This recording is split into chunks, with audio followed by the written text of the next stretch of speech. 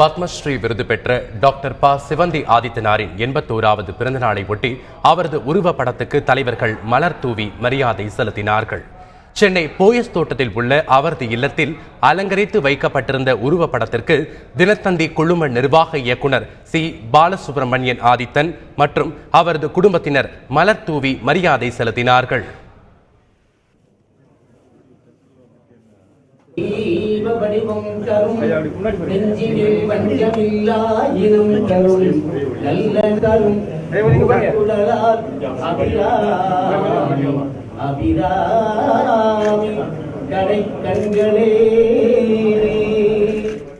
விடுதலை சிறுத்தைகள் கட்சி தலைவர் தொல் திருமாவளவன், தமிழ் மாநில காங்கிரஸ் கட்சி தலைவர் ஜி.கே. வாசன், காங்கிரஸ் மூத்த தலைவர் குமரி அனந்தன், பெருந்தலைவர் மக்கள் கட்சி தலைவர் என்.ஆர். தனபாலன், சமத்துவ மக்கள் கழகத்தின் தலைவர் எர்ணாவூர் நாராயணன் உள்ளிட்ட பல்வேறு அரசியல் கட்சி தலைவர்களும் ப. சிவந்தி ஆதித்தனாரின் உருவப்படத்திற்கு மலர் தூவி மரியாதை செலுத்தினார்கள்.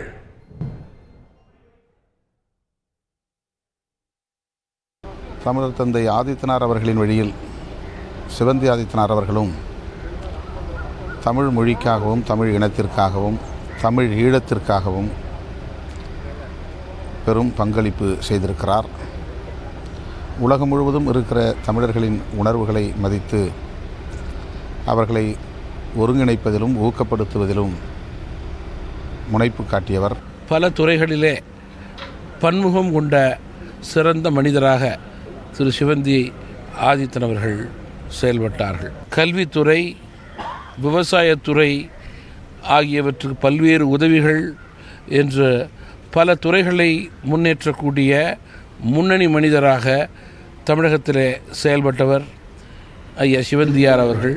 சென்னை பெருங்குடியில் உள்ள தந்தி டிவி அலுவலகத்தில் அலங்கரித்து வைக்கப்பட்டிருந்த ப. சிவந்தி ஆதித்தனாரின் உருவப்படத்துக்கு தந்தி டிவி ஊழியர்கள் மலர் தூவி மரியாதை செலுத்தினார்கள். திருச்செந்தூரில் டாக்டர் சிவந்தி ஆதித்தனார் பொறியியல் கல்லூரியில் அவரது சிலைக்கு ஆதித்தனார் கல்வி அறநிலைய ஊழியர்கள், கல்லூரி முதல்வர், பேராசிரியர்கள் மற்றும் ஊழியர்கள் மாலை அணிவித்து மரியாதை செலுத்தினார்கள்.